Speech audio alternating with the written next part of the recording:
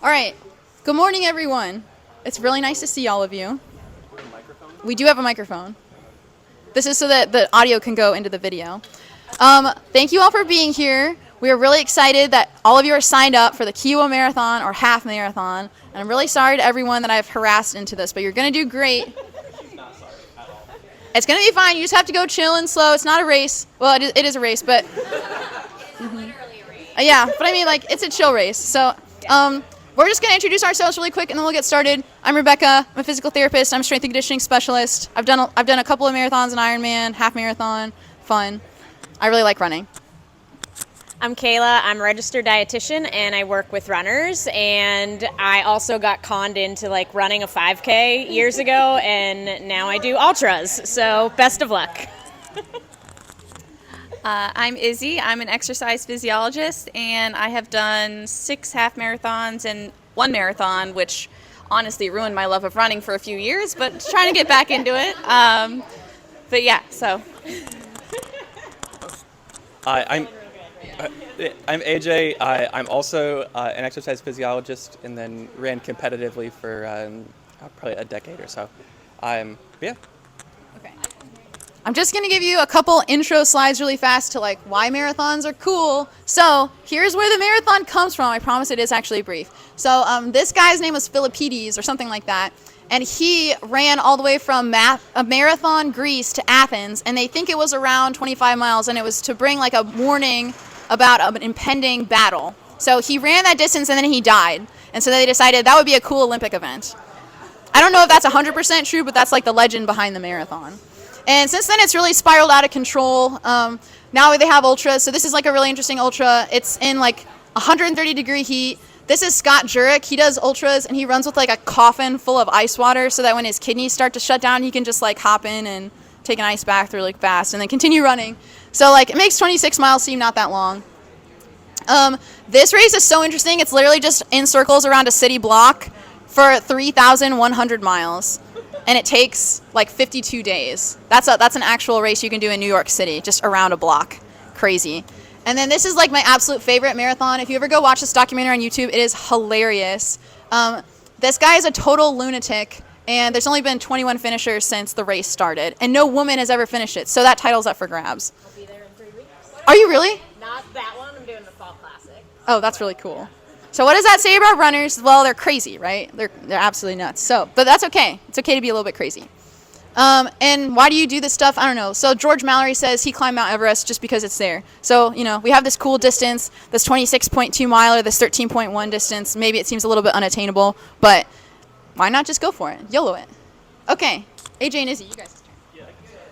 Now we're going to add it all. Tell me when you want me to put this on. No, you're fine. So for you guys all signed up for the marathon. We all have different goals. Okay. Some of you are probably doing it like your first time and have no idea what to expect, which is probably why you're here. Some of you just want to complete it, and then some of you actually have a goal time in mind. So whether that's, Eliza's not here, but some of you wanted to qualify for, say, like the Boston Marathon or, have a goal time of sub 4 hours, etc.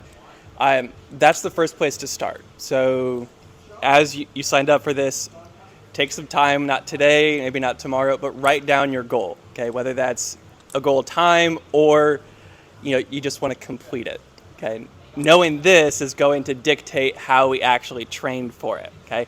The intensity is going to be different between just wanting to complete it versus, hey, I have a goal time in mind. So the intensity in the training is going to be a little bit different. So step 1, you don't have to announce it to anybody, but write down your goal, whether it's on a piece of paper or in your phone someplace, but write that down, remember that, and then that will dictate how we are going to train for it. Okay. So if your primary goal is just to finish it, your main goal is just to establish a foundation of endurance. So just log the miles. But first, you want to start with time first. But ultimately, your goal is just get the mileage in. If you're looking for performance, you want to cater that mileage and that time to speed. But if you just want to complete it, just focus on getting your endurance. So get that time in, get the miles in. You really shouldn't be doing any hard runs that just make you want to feel like you're going to die if your goal is just to complete it. You might still feel like you want to die because you're just not used to it, but you shouldn't be doing, 1 mile repeats or super hard tempo runs or anything like that. Just get the miles in. And if you get the miles in and you're like, wow, I'm actually feeling pretty good about this, I'm going to change my goal to a certain time, then sure, start to incorporate some hard runs. But if your current goal is just to complete it, just get your endurance in, just get your time in, just get your miles in. Yes, don't kill yourself. A really good way to gauge your intensity. So if you're like, how do I know if I'm doing a run that's too hard? How do I know if it's too easy? A really good gauge is something called the talk test. How many of you have heard of that before? Pretty much everyone. Good. So if you haven't, or if you're still not sure what it is, essentially when you're doing these runs, for those of you who are looking to just complete it, if you're not sure where you should be at on that talk test, think about being able to carry a conversation with someone. If you're able to do a full conversation like my talking right now, it's probably a little too easy of a run. You probably want to be more of like, you could maybe say a sentence and then have to take a breath. Say another sentence and then take another breath. So if you're kind of at that second example, that's a good intensity for you to be running at. If you're having to gasp every other word, back off. That's probably too intense for those of you who are just looking to complete it. I know there's probably a lot of questions about heart rate, but we're trying to stay away from that a little bit because there's a lot of nuances in there. But if you have questions about heart rate, you can talk to us at the end or talk to us individually because everyone's heart rate's pretty individual. So for a general recommendation, talk test is the way to go. The biggest thing there is if you can't, at least get a full sentence out. Okay, remember, you're running a marathon or a half marathon. It's a long distance race. Okay, you're training for a long distance. If you can't have, at least one sentence out of your mouth as you're training too hard for that day. Unless you're going for a hard or tempo run, it's okay to walk. Okay, remember that through your entire training that you're doing, it is okay to walk. So if your heart rate gets too high, just walk. Okay? You can go to the next slide. No, that's on the next few slides. We were performance. So I don't think this applies to many of you, but if you have a goal and you're training for performance, so say you wanted to qualify for like the Boston Marathon, or you just wanted to run sub 4 hours or 5 hours for your marathon, okay? The big thing there is you're probably going to be more training towards that goal, okay? For that goal in particular, it's going to be more based on your weekly mileage. So instead of just total time, there's going to be a mileage goal. It's compared to a time goal for your week, okay? That's not to say that you're not going to have long runs, and your long runs should still be easy, okay? For everybody, when you do a long run, it should still be easy. You should be able to have that conversation as you're doing your long run. The biggest thing there is if you have a performance goal, is you're probably going to include one weekly tempo run. And simply put, that tempo run is we would do like a 10-minute warm-up, and then say your goal is to run a 3-hour marathon. You're probably going to have a pace of 6 minutes and 50 seconds for your mile, and you're running that pace for 30 minutes or whatever your goal is. Okay, 30 minutes, 40 minutes. Okay, for your tempo run, it's going to be a time base, and you're going to be set to a specific pace or a pace range. That's probably the biggest difference. Your long runs are still long and easy. The biggest difference there is you're going to have a tempo run throughout the week. And then Izzy will talk about starting your training and kind of how we can plan out that program. So I know in the South it's kind of hard to run right now. It's too hot. So right now just focus on surviving and just get runs in. Don't worry about heart rate because your heart rate's going to spike. Just get the miles in that you can get in right now. But, looking at the big picture, the best way to create your training program, which you might want to consider starting that for like early to mid-September if it starts maybe getting cooler, but you want to work backwards. So start with the date of the race, which is what, December 9th? Something like December 9th. So work backwards from there. It's too hard to say, I'm going to start my training program today and this is how I'm going to increase. You want to start with the race itself and work backwards. So your race is on December 9th, and your last 2 weeks before the race should be tapering back your mileage because your body needs to be able to rest and recover in order to prepare for the race. You shouldn't be doing any long or hard runs 2 days before the race. Your muscles are going to hate you for that. So for 2 weeks before the race, so essentially around Thanksgiving, that's when you're going to have to start tapering, meaning your mileage is going down, your intensity is going down, and a lot of that is going to be rest and recovery. So your training should essentially end 2 weeks before your race. And that's where you want to work back from. So you want to determine what your peak mileage is going to be. So for those of you running the marathon, that'll probably be 18 to 20 miles will be the most amount of miles you run, or about 2.5 to 3 hours. If you're She's talking like your longest run. your longest run in all of training is going to be like probably 18 to 20 miles. I wouldn't go over 20 miles. That's going to be a lot of stress on your body, and you can, having done it myself, you can just, grind your way through the last 10K. You can do it, I promise. So for those of you doing the mile, marathon, 18 to 20 miles is probably going to be where you cap yourself, and that'll be essentially your last long run of training. For those of you doing the half marathon, I'd say 10 to 13 miles. I wouldn't go less than 10, but I wouldn't go overboard. You don't have to go like 18 miles for a half marathon.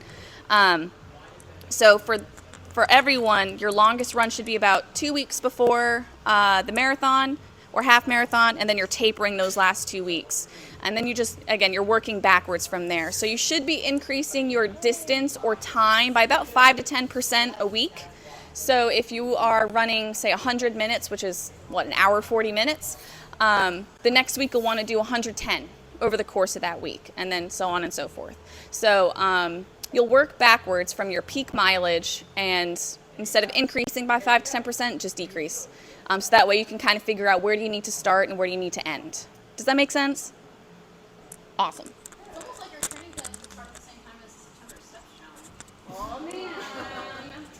Challenge. To kind of build on that as well. So for most of you are still coming into the gym, but since you signed up for the marathon or half marathon, okay, we need to assess our goal. Okay, some of you are crazy and want to come in 5-6 days a week here still. Just remember what your goal is. If you signed up to run the marathon and that's what your training goal is, we should be backing off not only the number of days we're coming in here, but the intensity at which you're in here. So you don't need to kill yourself every day.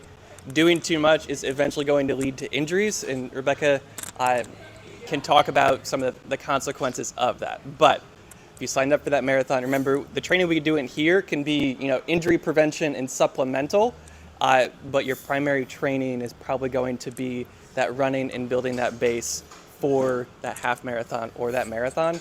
So be mindful of that. Okay, if we have a 15-minute AMRAP in here, does not mean you're blacking out for 15 minutes. Okay, take it easy. We can move for 15 minutes, but you don't need to go crazy. That will lead to some injuries. I did not say cancel. I said back off the intensity. Oh, go next one. Yeah, that was just about the talk test. You're all in the running homies group now. If you're not talking to me, I can just put it there. But if you run with a friend, then you can make sure that you're able to talk because you can talk to each other the whole time. If you're by yourself, just sing. Just sing a few lines. And I think this is one of the last ones before we start talking about like actual training plans. Okay, the biggest thing with long distance running is it's all about heart rate management. Okay, with heart rate management, okay, if our heart rate gets too high, like if our heart rate's 180 or 190 beats a minute, you can only sustain that for a very brief amount of time. Okay, that's going to change based on your age. For some of you, your max heart rate may only be 160 or 170. But if that heart rate gets too high, you can't carry a full sentence out of your mouth. Back off. Walk. Okay? It's all about managing your heart rate. You hear a lot of these interesting stories from elite marathon runners from like Ethiopia and Kenya, guys that can run, a 2 hour and 10-minute marathon. Oftentimes during their training, when they're, in Ethiopia and Kenya, Princess hello, if they get to a hill, they will oftentimes walk up the hill. Okay, you don't have to run every single hill you see. Manage your heart rate throughout the entirety of your training. Your body does not know any difference between you walking and your heart rate is 150 and you running and your heart rate is 150. Your body knows no different. You will still get the same training benefit. So if your heart rate gets too high, back off, slow down, walk. Okay? Go ahead. I think that was, we kind of talked about that. Go ahead. These are just some sample programs you can find online for free. This is Hal Hinton. He has a lot of good training programs. When I trained for my first half marathon, I used one of these programs. They just are some good guidelines. This is a sample marathon training program. You can find these all online, and they have different levels too: novice, intermediate, advanced. You don't need to follow. Think of it, they're more like guidelines than actual rules, So just kind of, use it as you want.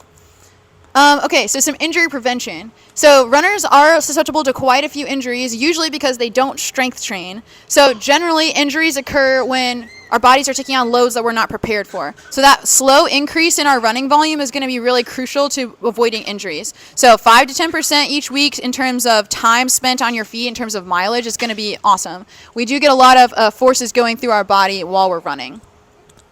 So the solutions to that are going to be in the short term, we might have to decrease our load. So starting off really small with our running volume and gradually increasing over time. Start with that run walk.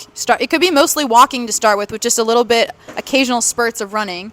And then over time, we want to build up our tissue capacity. And the best way to build tissue capacity is strength training. So while yes, maybe our main focus is going to be on running for a little while, you still need to come to class. You still need to come and strength train. This is very, very critical, and we are going to be implementing in our programming a lot of lower body, like bodybuilding type strength workouts. So if you're doing the marathon, it is very imperative that you still continue to strength train. It is crucial. I cannot emphasize that enough. So in order to decrease your load, you want to be chill about your pace. We already talked about that. Take deload weeks. So if you look at those sample training programs, you'll see 1 week out of every 4 or 5, you're going to decrease your mileage and chill out a little bit.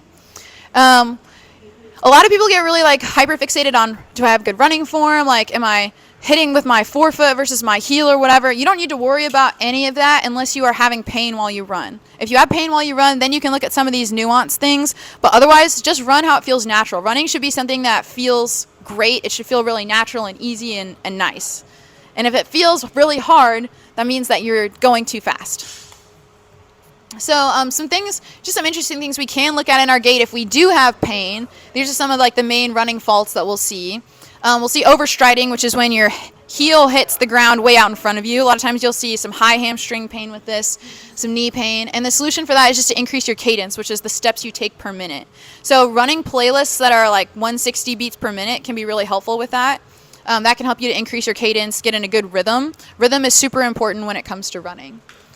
A lot of times people will run with a lot of hip drop. Again, this is something that can lead to a little bit more knee pain. Hip strengthening is really important, and we are going to be incorporating that into classes as well, along with our lower body strengthening.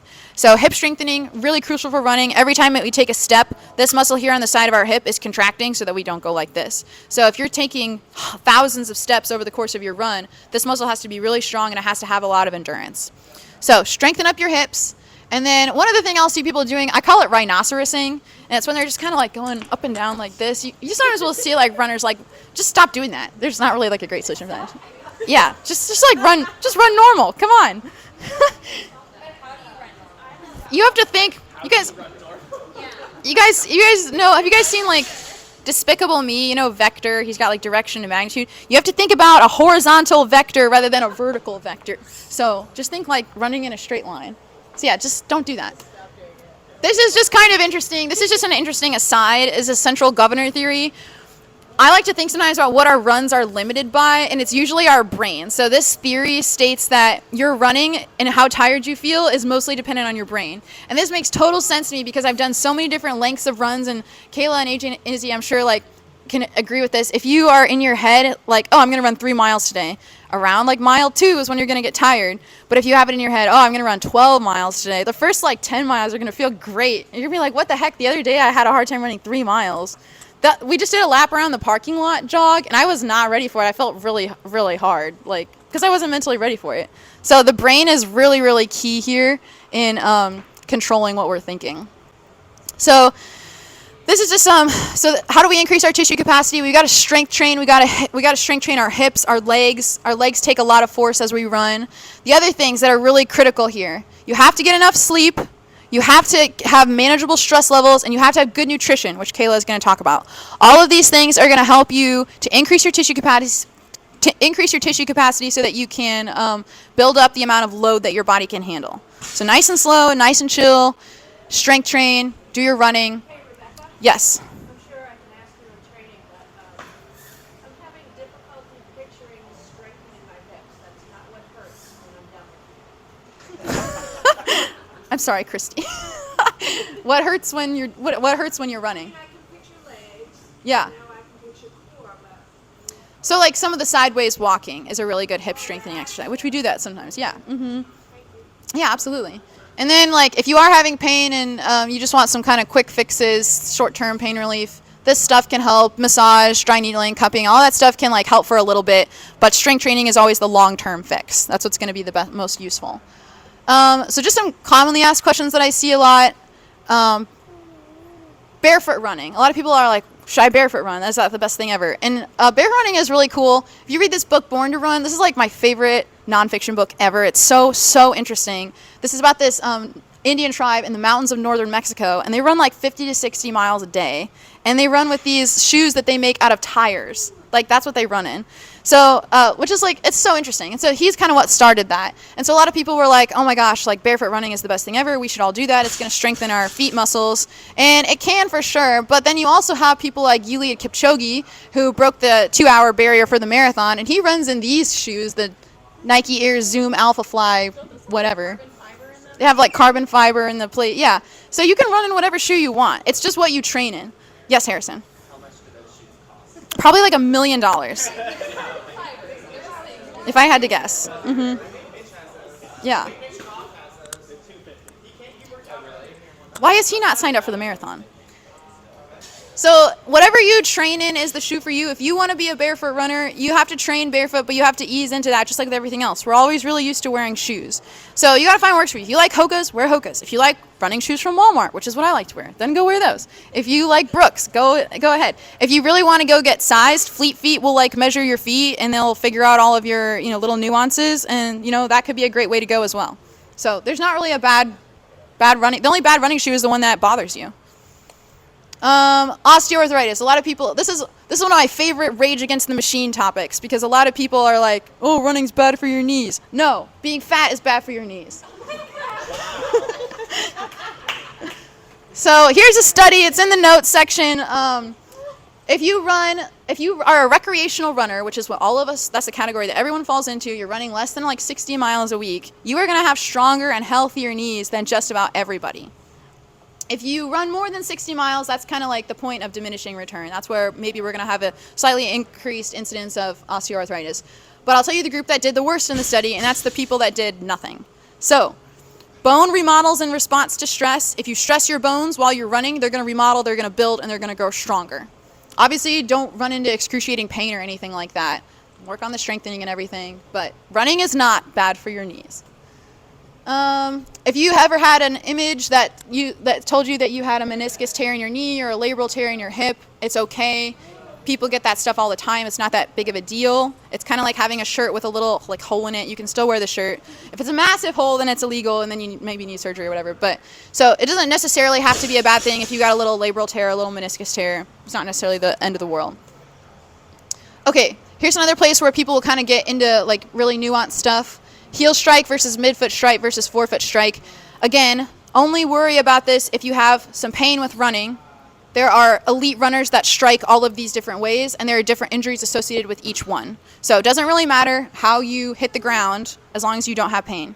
If you have pain, then it's time to switch it up maybe. But don't worry too much about this. Okay, this is one of my favorite things to talk about. Mental game. You cannot go through your runs thinking to yourself the whole time, this sucks, this sucks, this sucks. Aaron. You can. But you're not gonna have fun that way. And guess what? You guys are gonna be marathon training for the next like 4 months. We want it to be fun. So you have to come up with some things to tell yourself while you're running, like this feels good, this feels light, this feels easy, it feels healthy. One study looked at 2 groups of runners. They had one group think happy thoughts to themselves, like this is great, this is healthy, and they had the other group just run normally. And guess which group ran significantly faster? The happy group. So this is my favorite running mantra. It's the perfect texture for running. Do you guys know what video that's associated with? Go look it up on YouTube. It's hilarious, and it's a little creepy, but it's the perfect texture for running. So just think that to yourself as you're going along. This feels great. This is wonderful. The asphalt's not hard at all. These are Kayla talking about. These are my favorite running snacks personally. These things are so delicious. These things are so delicious. Ugh, literally the best things ever. Running is like the time that you can eat like tons of sugar and salt and stuff. So gummies and then the Cliff Bars. It's the only time I'll let myself eat that stuff. Okay, here's some good places to run in Charleston that I like. West Ashley Greenway is obviously perfect, super flat, kind of shady. The bridge, hills, but I mean, and there's no shade, but it's a nice view. Colonial Lake is nice. If you run around it on the outskirts, it's a half mile exactly. You can just run that thing for hours. It's great. The Battery is also beautiful, especially at sunrise, sunset. I gave it an 8 out of 10 because there's a lot of tripping hazards there. And here's what to do if you trip and fall while you run. It's so embarrassing. Just ninja roll up. No. If you just watch me run all the time, you'll catch me fall at some point, because I do. Sullivan's Island. A lot of people run on Sullivan's Island for no reason, because it is a barren hellscape. There's no shade on there. A 0 out of 10. Do not recommend running on Sullivan's Island. It is terrible, garbage, absolute trash.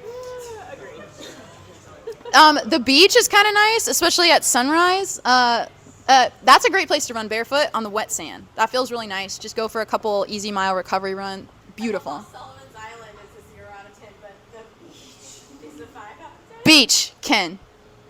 Because his job is beach. I want you guys to know that I made all of these photos very relevant to the topics at hand. Yes.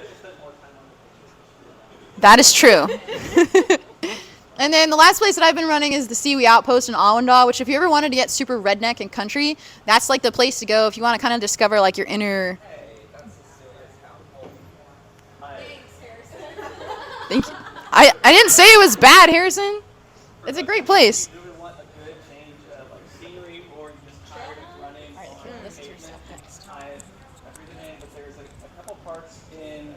Somerville that like have actual trails, and then if you go up to Francis Marion, there's tons of trails you could go on. And for me, running on a trail, and I'm sure Kayla can attest, things go by so much faster, so it feels like you're running 10 times faster.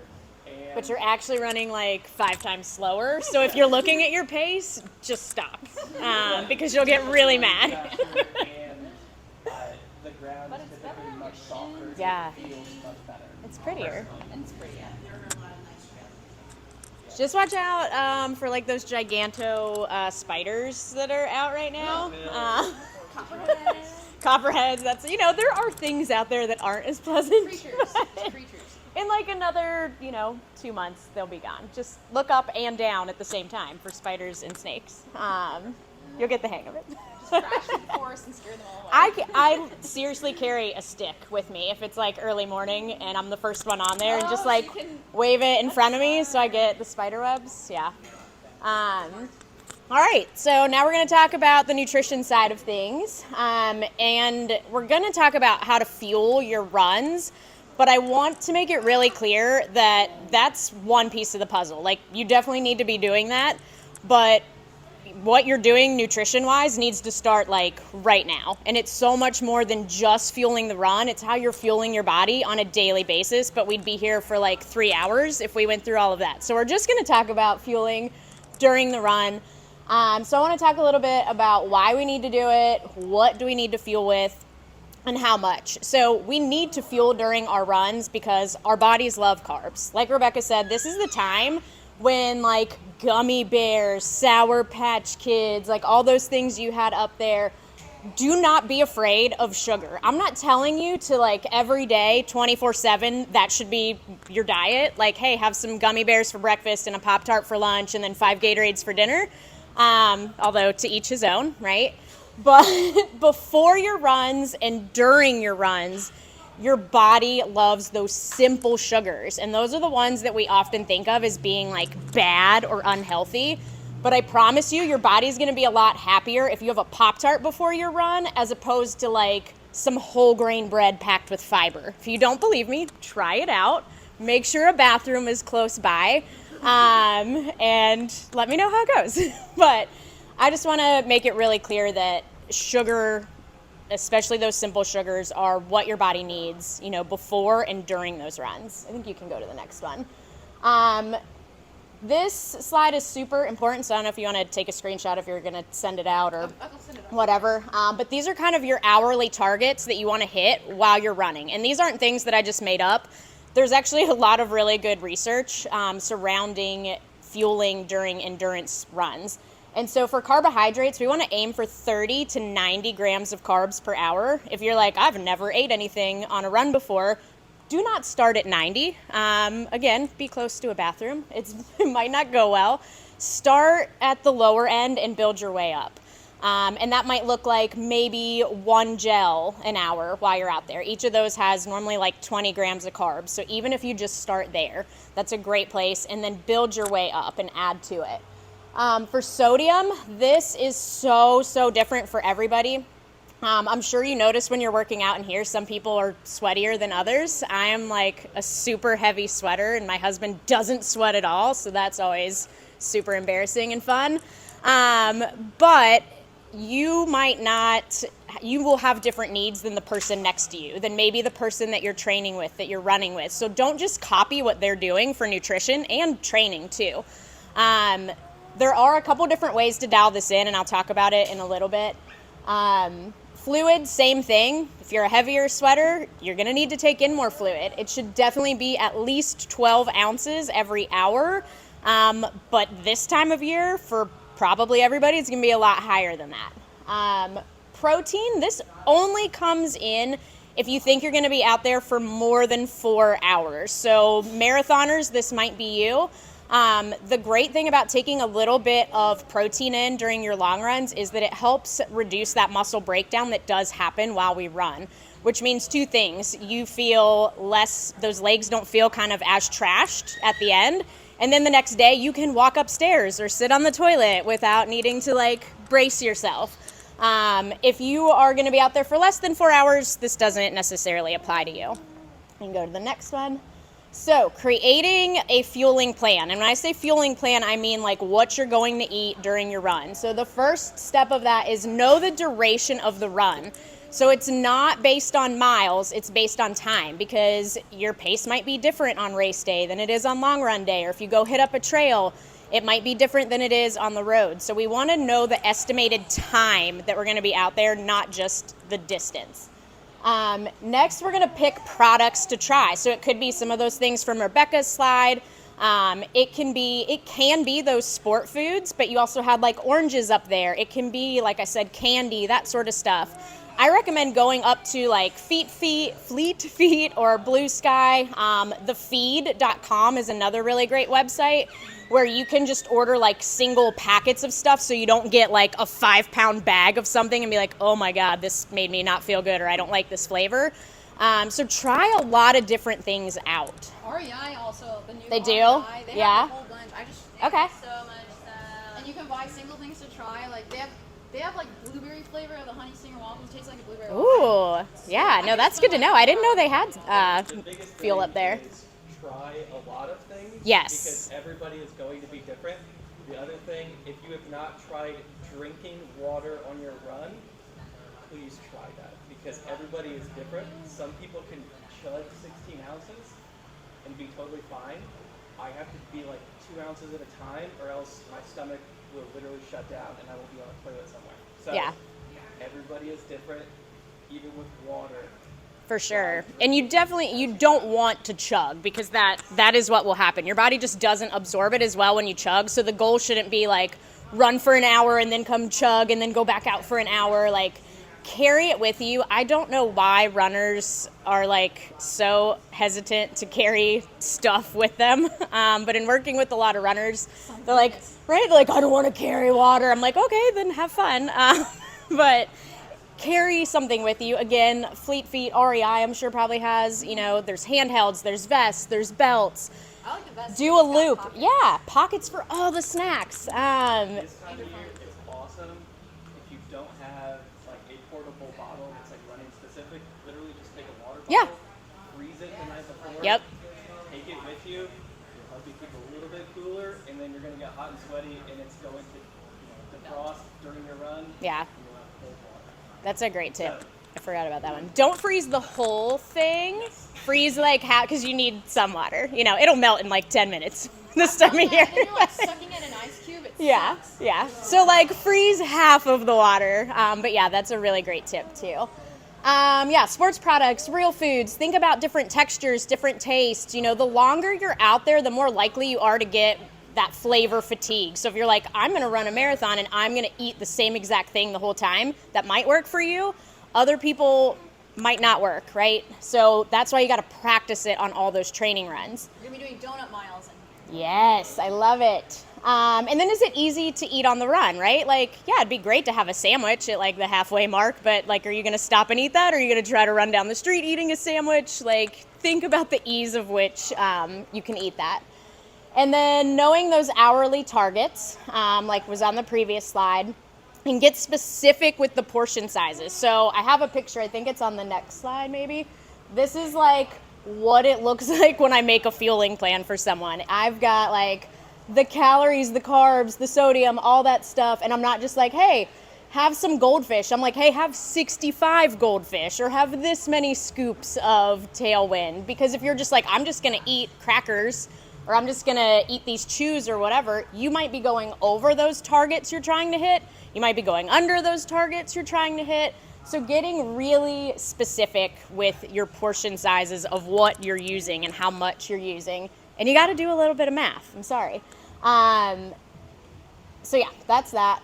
Next one. That also helps break up the run too. If you're like, I have to eat every 15 minutes. Or It whatever, does, that yeah. helps mentally. Yep, and if you feel like, hey, I'm gonna be really bad about this and I'm gonna forget about it, a lot of, like I know if you have a Coros watch, they have nutrition reminders on there. Any other watch or your phone, set reminders, set alarms, that sort of thing, just to kind of help remind you as you get used to it. And then I think this might be my last part. So fluids and electrolytes. So like I said, highly individualized for how much you're gonna need to take in. Dehydration can take hours and days to come back from. Unlike falling a little bit behind on your calories or your carbs during a run, you can kind of, take some in and you should feel better, in a couple minutes, 30 minutes. But dehydration is a struggle bus to come back from. And again, it's the one thing that I feel like, just working with a lot of runners, it's the one thing that I see most people be like, screw it, it's fine, I'll just drink some water. But you really do want to have it dialed in, especially when we're running through the gates of hell for a couple more months. So without enough fluid on board, a couple things happen. That food that you're taking in sits in your stomach, which, as you can imagine, we don't want food sitting in our stomach for a very long time while we're running, so that ends to problems. Your perceived effort is increased, and then temperature problems with your body. Your body can't regulate its temperature. None of these things are good. So drink your water and drink enough water. So how do we know how much is enough? Couple different ways. You can do an at-home sweat rate test, which is really, really easy. You weigh yourself before your run, preferably like after you've gone to the bathroom, before you've got dressed to go out for that run. You go out for the run. Don't waste the fluids. You go out for the run, and then when you come back in, you weigh yourself again. You figure out how much you lost. You do a little equation. That's how much you want to replace. If you want to do this, you can probably find the whole system on the internet. I also have on my website like a free guide, a worksheet to help walk you through that process. products like the H-Drop monitor and a couple others. There's one called the Levelin test, the Nix biosensor. These are things that you kind of wear on your body and you go out for a run and it gives you feedback of how much fluids you're losing, but also how much electrolytes you're using. Because the at-home sweat rate test just going to tell us how much fluids we've lost. It's not going to tell us anything about electrolytes, whereas those other products will give us feedback on all of it. And that can help you really dial in what you need.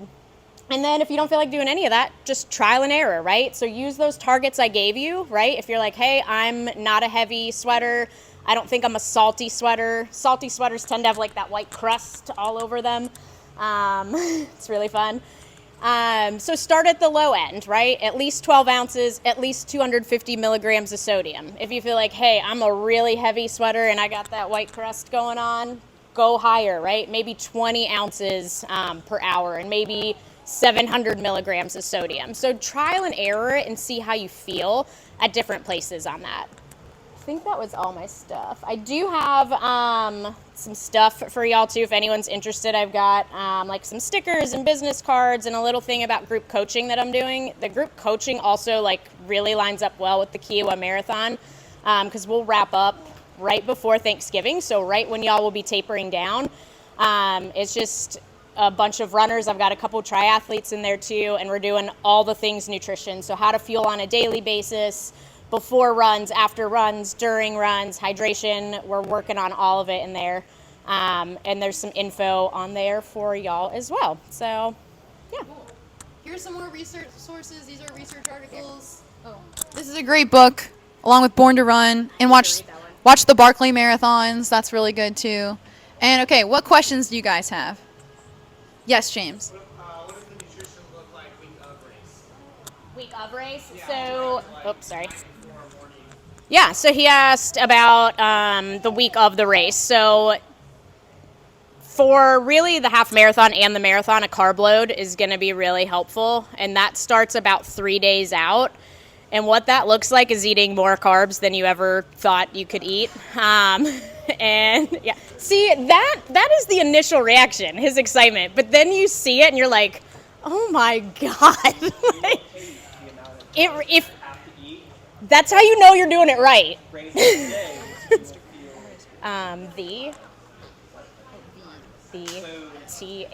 Hold on one sec, dot, endurance. Hold on one sec, dot, nutritionist. But for most people, you're probably going to look at a hard pasta. Yeah, and it's on like all of that stuff too. So yes, so that typically starts like 2 to 3 days out, and I'm going to piggyback off of what you said as well. What kind of carbs does that mean? You don't want a ton of high fiber carbs, because think about it. If we're already eating like double the amount of carbs that we normally are, that means double the amount of fiber. If we're eating a ton of fruits and vegetables and whole grains and black beans, and so that's not what we want. This is where we want like the white rice, the white pasta, the white bread, throw some cookies in there. I love to use liquids, so like lemonades, juices, sweet teas, because your body doesn't care necessarily if it's a food or a drink. It just wants the carbs in there. So liquids can be really, really helpful. I do also have a free carb loading guide on my website as well, so that would be a good resource to check out. I do also write custom carb load plans if you're like, I don't like math, do it for me. But that's a great question. I also do recommend maybe trying like a 1-day carb load before one of your long runs, just so you kind of, that initial excitement, you're like, oh, this is actually going to be like a little bit hard, so you know what's coming and it's not like extra stress on the week of the race. And you've got to plan it out. Like, you're not accidentally going to eat 500 grams of carbs in a day. You might, I don't know, but it's a lot. So you really got to plan it out. What about morning of? Race starts at 8. Yeah. So what does that look like? Yeah, so morning of depends how much time you have. So, like, let's say, and it's Kiowa, so, like, we're all going to have to drive there, I'm guessing. It's going to be a little bit of a hike. Yeah, so let's just pretend you've got like 3 hours from the time you wake up till the time you get there. And I do also have a free pre-run guideline on what to eat on my website. So check out my website. There's a lot of free resources there. But if you're getting up like 3 hours before, I would say as soon as you wake up, get something that you've practiced with in training. So like we want it to look like what I call the hard day plate, which is like half of the meal should be carbohydrates, a quarter of it should be protein, and the other quarter should be a little bit of color. So like a favorite for me is like a whole bagel, little bit of peanut butter, a banana. If you're a coffee drinker, like get that coffee in as soon as you get up so everything can get moving and going. And then on your way driving out there, have like a sports drink, have like a Gatorade, or if you use something like Scratch or Tailwind or whatever, like mix up some of that. You want to get some more carbs in, you want to get some sodium in. And then when you are standing there like waiting to get started, so maybe you've got like 30, 45 minutes before the race starts, pop something like a gel or like some of those chews, an applesauce pouch, get another hit of carbs in. It's going to look different for everybody, but generally speaking, you want to kind of break it up and start eating like as early as you can, and then like hitting yourself with more carbs just as it goes on. So I don't drink coffee, and I keep caffeine out of my Yeah. diet, but I know it's important when you're training, and like the gels have it in there too. So like, how much caffeine should we? If you don't normally do caffeine, you don't need to do caffeine. And if you are thinking that you want to try to play around with caffeine, then definitely try that out on your runs. I don't drink caffeine. I don't drink coffee. And the only time that I use it is whenever I'm doing like a crazy long race, like if I'm going to be like going through the night or something ridiculous. If you feel like, hey, it might be nice to have that little boost at some point, again, play around with that in your training runs. Not all the gels and everything have caffeine in them. There's a ton. Pretty much everything out there has a caffeinated and a non-caffeinated version. So just make sure you're looking at that. If you normally do no caffeine, I would start with like something with 20, 25, maybe 30 milligrams of caffeine in it. See how that feels. If you're like, I didn't really feel anything, you could bump up to the next. But if you don't use it, you don't need it. It's not necessary. So from somebody that does drink a lot of coffee and even drink coffee before runs and everything. Oh, here. Oh, sorry. So from experience, be mindful of what the gel says. It is very easy if you're going to get some gel from wherever it is. They don't always make it very clear on whether it has caffeine or not, because what you don't want, and again, caffeine may not affect you on a normal day, but your body will be at a heightened state because you're running, your heart rate's elevated, it's going to be metabolized a lot quicker. So even if it has, say, 50 milligrams of caffeine, which is like half a cup of coffee, it will play evil tricks on your body. Just be aware of that. Some people it doesn't do anything to. Others, like me, I can't take any caffeine on my runs, and I can drink like 400 milligrams after the run and be totally fine. Be very mindful of that. Test it. And I know that Kayla mentioned it a lot. Okay, use your training to test a lot of these things. Do not like race day be like, I think I'm gonna try this gel. You will regret it. Yeah. You will either wind up, stuff will be exiting you from one or both ends. Yeah. So be aware of that before you happen to say, like, we're gonna try this on race day. Do Also, not. more is not better. Like if you are a caffeine user, it's not necessarily like, oh, like I should take all the caffeine because then I'm going to feel better and like I'm just going to sprint to the finish line. Like that's not how it works, because like you said, stuff, yeah, wear a diaper. I don't know. So yes, practice, even if you drink it in your regular day-to-day life, practice with it on your runs, practice with different amounts. More is not better. Find that sweet spot for you. Any other questions? No questions or bad questions. I'll say I That's don't true. normally drink caffeine, and on our ruck, Aaron gave me like a heavily concentrated dose of caffeine. I felt amazing. I felt like my heart was gonna Try explode. any amphetamines. Always read the labels. Oh my god. I thought I was gonna have a heart attack, but man, I've never felt like that before. Oh god. Any other questions, guys? Questions, comments, concerns? critiques. All right, thank you guys all so much for coming. Well, I guess one thing. I guess so. We talked a little bit like hydration and like weighing yourself before and after. But from like a physiological standpoint, this time of year we're all going to have some level, a little bit of dehydration before and after a run. But we want to mitigate those levels as much as we can. So it's not saying. Some of you may have had a question about, should I weigh the same before and after my run? If I'm drinking enough water, I should weigh the same.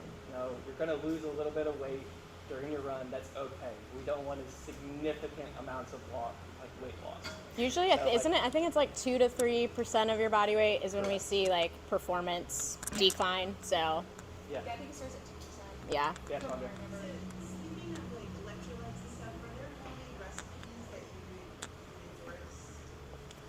Like products or Like water and salt, like making them at home. you can. You definitely can. I am busy, so I tend to grab things like Scratch and Tailwind that just has it in there. But you can definitely make stuff at home. Like I said, I don't do it, so I don't necessarily have a recipe for you. But there's a lot of products out there that that are really great and already done for you. Yeah. I have a question. What's up? For more so the ladies. So like, I don't run, right? And like, Yes, you do. Now you do. You're a runner. Okay, so I'm like in the gym, 5-6 days a week, and like I've never had this problem, but I started running, and like now I have it. I keep like chafing, right in between. That's not a lady problem. That's Okay. everybody. Yeah. Squirrels, nut butter. To avoid that. Body It's very called Body Glide. It's Yeah. like a deodorant stick, but it's called Body Glide, and it's just like a water-resistant. It's like Vaseline. Yeah, Basically, exactly. yeah. You can put it there. I after my marathon, I had rubbed like all the layers of skin raw under my Yeah. bra. So do it under your bra here. I would do it under your armpits as well, like at your bra line here, and then It's- obviously between the legs. Yeah, And it's play not around with- uncommon, and it affects men and women, especially guys. Like if you get like a pair of like running shorts, they'll have like a liner in them. Do some Body Glide on that liner. Probably not used to wearing a liner like that. It's If you want to be like Andy from The Office, wear some nipple tape. Oh so you my don't God. have Yeah, that is That real. is- Yeah. that's a It's thing. a It thing. can happen. I have seen men do that at race But lines. yeah, they're relatively cheap. You can get them online. What would you like typically wear for like a race in December? Like shorts or like leggings? Oh, that's a good point, Aaron, because God, you it guys could all be. think that it's going to be cold. And Yeah. It might be. The odds are high that it will be. But 2 years ago, I did the Kiowa Half Marathon. Oh my and God, like it was- 80 degrees yes. and 100% humidity. And then last year was freezing rain. So, Yeah. Don't let your You're gonna guard have to wait down. till it's closer. Yeah. Don't let your guard down. It can still be hot. You have disposable clothing that you can throw along the race course. That's good. Like layers. So- Go to, like, Yeah, Goodwill. yeah. Literally Often- though, go to Goodwill and get Like get a hoodie like or cheap yeah. hoodies or something. So if it's cold at the start, you can just toss it to the sideline. Oftentimes, and you're out $5. they're like big marathons, like New York and Boston. It's very cold at the start, and what you will see is people have like the rattiest, most disgusting sweatpants, hoodies, and as soon as the race starts, they're stripping off. But when you're in there and waiting, stay warm. So if you have, go to Goodwill, ask Rebecca for Goodwill suggestions. Lost and found. Lost and found. Yeah. Or lost Yes, and found. Harrison. Well, shivering like burns a lot of carbs too. These schools are going to lose bladder and bowel. Zero, Harrison. Zero. Yep. Probably not high. So usually, if you are running at a very, very high intensity, you might. So like, if you see elite runners, I've seen elite runners with literal poop down their legs before. But for recreational runners, it's very unlikely. Yeah. You're not going. Well, and that's more because they're like, I don't want to stop and wanna stop. do it, right? Needs to worry about that. Yeah, I have never done any of that, so. Get out. From a physiologic standpoint, you're probably not going to because your blood is moved away from your bowels and stuff, so it's not a priority. So it's going to go to your heart, it's going to go to your muscles, so that way you're not going to poop yourself because there's minimal blood flow there. What a question. Yes, Eddie. I was gonna say, don't buy a new pair of shoes like 2 days before the race. Oh yeah, solid. Don't do that. Yeah. Or wear new clothes. Don't get a new race day outfit and wear it on race day because you don't know where you're gonna chafe. So yeah, great. Shoes that you haven't broken in yet. Mine was about socks. That's type of like moisture and like sweat and like so your shoes get too waterlogged. finding since I've been running, my shoes getting pretty like. Easiest. Yeah, don't wear double socks. No, I'm just talking about like what's like a good So I like features. running sock for that much. go to. I also found I started getting a blister on my toe. Oh yeah, you need some good You socks. can go to like Fleet Feet. They have a discount bin of socks. They're like $5 to $10 a pair, so it's a little pricey. But if you just get a couple good pairs, It's better than a blister. Yeah, they're tight around the midfoot, and then they're thicker around the toe and heel. So they're almost padded at the best part. Oh my god, the ball of your feet and your heel. They have some thicker padding there, but then they're tight around the midfoot because that's where people tend to get blisters more often. And it minimizes chafing. So yeah, Fleet Feet sells. They have features. They have Belega. There's one that starts with Swift Quick. That's the one I'm I've thinking. never tried I those. personally like features best. That's my personal. I like Belega. I also get I have collapsed arches, so I tend to get a lot of blisters on my It's all person dependent. But For sure. Grab like 3 or 4 pair, try them, and then once you find one that like, hey, this doesn't kill me, get 3 or 4 pair of it. Yeah. You should just. Don't get socks from a lost and found. Yeah, you No. want to get thicker No. socks. Thin ones I think those go to the garbage, right? Yes. Unless they're features, then Unless maybe they're maybe they stay. What else? Who's excited? Woo! I think 2 people. 2 people are excited. Is everybody signed up for Strava? Rebecca's excited because she got 12 people to sign up. So speaking of Oh, it's like 20 now, Teddy. speaking of excitement, okay, I know all of you, have different goals, but the biggest thing is it's a long run event, whether it's half marathon or marathon. So when you're training, train easy. So the talk test is very important. Grab a partner. So if you have a friend, awesome. If you don't have a friend, make Now a you do. friend. Now you have and then- 20. And then have a conversation during your run. It'll make the time go by faster. Even if you have a friend who's not doing the race, make them grab their bike and they can bike Yeah, with you. I do that. That's what I used to do all the time. And they can play Eye of the Tiger at you. There you go. And you Ooh. can still talk to them. And they can give you snacks and water. Yes, they can be your You guide. can have a running crew. Oh, I like this. Yeah. It's like being sponsored without being right. sponsored. Exactly. That's what I used to do for Allison. Yes. Just Speaking throw of which, bottles at me. guys, I'll be out running. I'll put in the running homies group, but I'll be out running tomorrow from like 5:30 to 7:30 on the bridge. If anybody wants to come, hop in, be part of it. I'm here too. It was Say before I boo. was Yeah, I don't know why that's The bridge is the only hill in Charleston. It is, yeah. You know what they say That's about all we the hill, got. Sean? Get over them. Oh. Take that, Sean. I love you. Alright, any other questions, concerns, gripes, complaints? If you have complaints, the suggestion box is over there. First marathon race officially raced. 1886 in the Olympics. 1886? I- I thought the No. original marathon was like. Hold Yeah, on. but like the Like the official. Official sanction. Yeah. Whenever the Olympics started, whatever year that was. Like, didn't the guy die? Isn't that supposed to be the lesson? Well, Sean, if you've been here for the first online presentation, you would have learned all about the history of the marathon. I know you were working, but... Listen, I didn't ask to do that. All right, guys. Thank you guys so much for being here. If you have any other questions or comments, come talk to us. Kayla has business cards and stuff for y'all. If you Some have resources. questions about any training plan, come see us. or heart rate. Thank you. It was really nice to meet you. Your name is Chelsea? Yeah, nice to meet you. Very cool. Are you doing the Kiwa Marathon? I might. I'm definitely doing the Charleston half. Oh, nice. But That's in I don't January? know if I'm going to do the